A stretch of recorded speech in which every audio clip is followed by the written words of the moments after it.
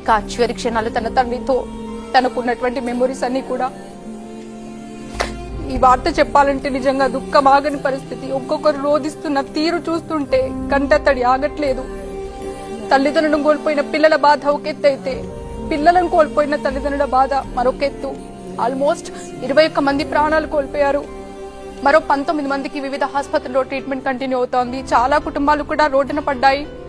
ఒక మూవీలో మనం చూస్తుంటాం, ఒక యాక్సిడెంట్ వల్ల ఎన్నో కుటుంబాలు కూడా రోడ్డున పడ్డ పరిస్థితులు అంటూ ఒక డైలాగ్ ఉండేది. నిజంగా సరిగ్గా ఇప్పుడు అదే గుర్తొస్తోంది.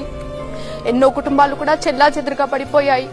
తల్లిదండ్రుల మరణ వార్త విన్నటువంటి ఆ పిల్లలు హుటాహుటిన స్కూల్ నుంచి కూడా అవే బట్టలతో కనీసం యూనిఫామ్ కూడా మార్చుకోకుండా మార్చి దగ్గర వచ్చి రోధిస్తున్న తీరు నిజంగా ఎంతో బాధ కలిగిస్తుంది.